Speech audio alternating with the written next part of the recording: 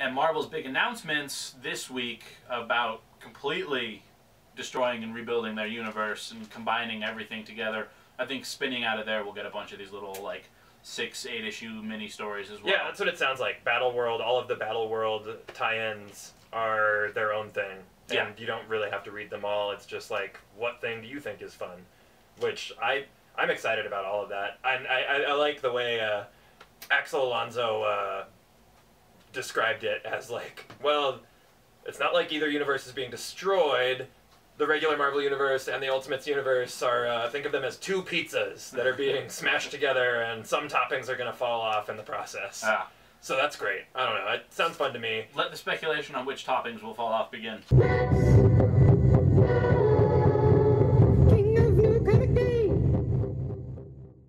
Alright, well, welcome to another episode of the Max's Super Awesome Comic Review Show. Today we are reviewing comics for the 21st of January, and it's a good week for comics. Toughest week, I think, to pick a top 5 in a long time. Would you agree with me, Foxy? Yeah, we had to talk about it for quite a while as far as what order and what would be merely the honorable mention and which would actually make it on the top 5 itself. 2 honorable mentions. On any other week, they would probably be top 5s. So let's get right into it with our honorable mentions. First up, we have The Kitchen, issue number 3.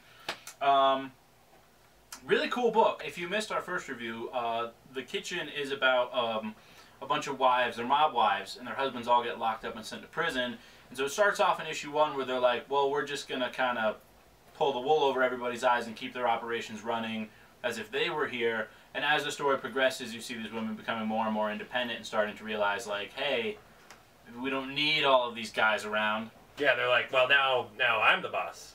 Yeah, so if you're looking for a pro-femme book that's also pro-killing people, pro-organized crime, pro-murder, then The Kitchen is the way to go.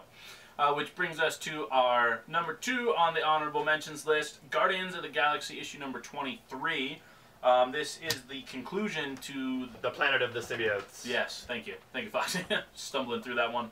Guardians was really interesting because of the subversion of expectations. Yeah, all of the history of the symbiotes and their planet and their culture and everything.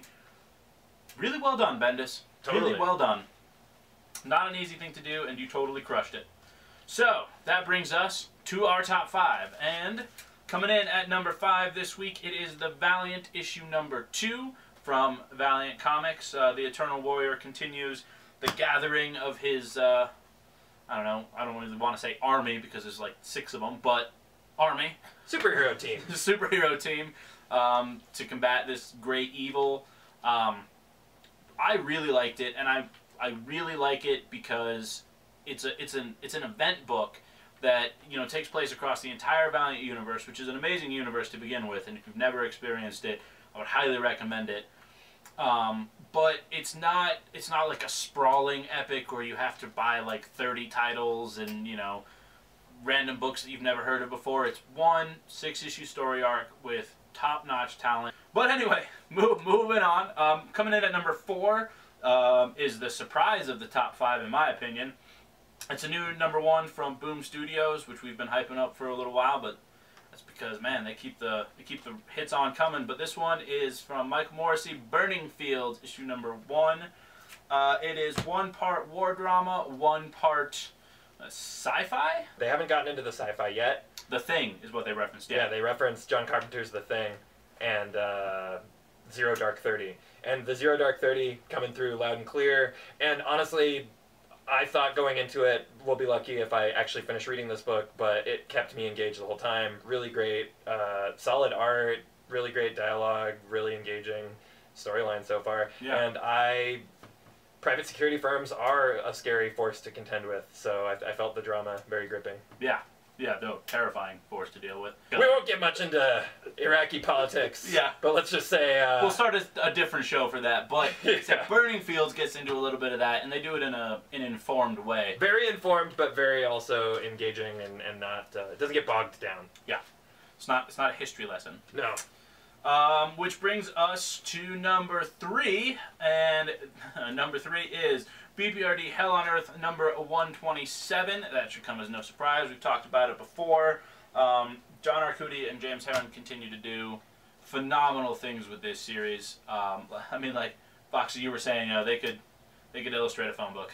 Yeah, They really I mean, the dialogue is, you know, you don't need it most of the time. Yeah. You're just like, it doesn't matter if they answer any mysteries or present me with new, it's like, oh, well, James Herron's telling me a story. Yep. And John Arcudi told him what to draw. So, good job, guys. Yeah. Excellent series.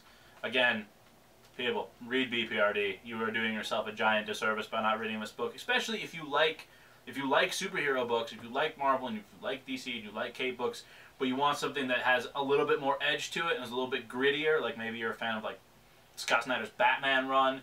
It's got a lot of grit on it. And man, B.P.R.D. is going to be right up your alley.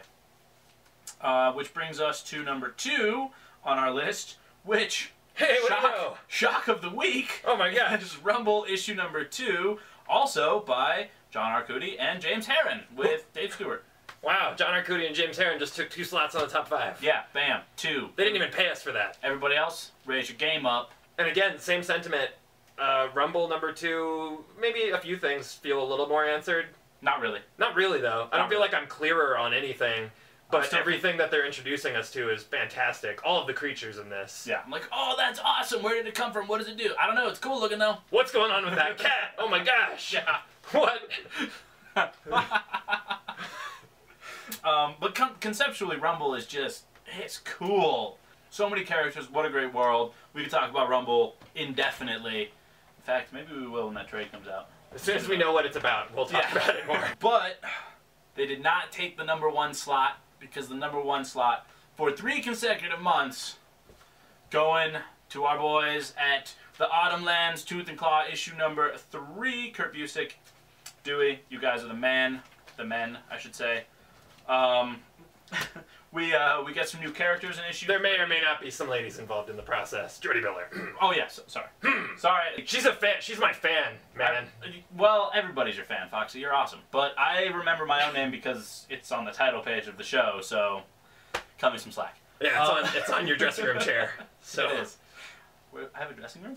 I like that the book is still surprising me. You know, we're 3 issues in and I'm not falling into a comfort zone. I'm still like, oh, wow, okay, didn't expect that language, you know? Yeah, and I'm glad you brought that up because I had some conversations with some people around the shop today when this book came out. They were like, yeah, I read number 1 and, like, it was cool and I liked it, but, like, this part of the story didn't really do it for me, or this part of the story really didn't do it for me. And I was like, well, you should read 2 and 3 because those parts of the story are no longer around.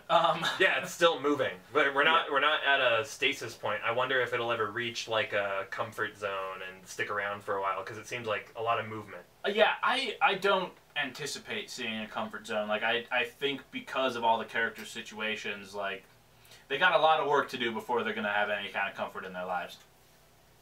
That's just my opinion. Yeah. Yeah. So it's Autumnlands, which also I'm glad that the name change didn't derail it, and I also actually am a fan of the new name. The new name. I like Autumnlands. It's a little more original. Tooth and Claw, that's something you've heard. Yeah. You know, Autumnlands, like, oh, okay. Haven't really heard that. Yeah. I think that's it. I think that's all we got. I think that's it. Else? Oh, yes, there was one other thing. It did not make it onto the top 5, but Alan Moore did, the second issue of the Cross Plus 100 did come out this week. It was excellent in the same vein as the first one was. There was also a fascinating interview with Alan Moore in this month's issue of Bleeding Cool, which also came out this week. Really good interview. I got a chance to sit down and start reading some of it yesterday. I look forward to going home and reading the rest of that. So what did you glean from it? Lots of things. Such as? Alan Moore is crazy. Yeah. Yeah. No, I mean, the guy can talk about absolutely nothing and still be totally fascinating, but I don't want to get into too much of it for people that haven't started reading the Cross yet, because it is about Cross Plus 100. But just the way he examined, like, cultural evolutions, and a lot of the things we talked about in the first show when the first issue came out, and how he explores characters and comes up with, like, I don't know, their nuances. All that stuff is in there. Okay. So, that's what's in there. Go check it out. This week's issue of Bleeding Cool. And I'm not just saying that because they host our show. It's actually a cool magazine. Yeah. We don't say nothing for corporate sponsorship. As evident by our lack of dressing rooms, really. That's right. No, I'll show you after the show. Yeah. You want to see the dressing room? Yeah, is it outside that way in the snowbank? Yeah, it's over. Let's go check it out. Yeah, all right. Let's go. All right. Off to the dressing room. Bye, folks. We'll see you next week.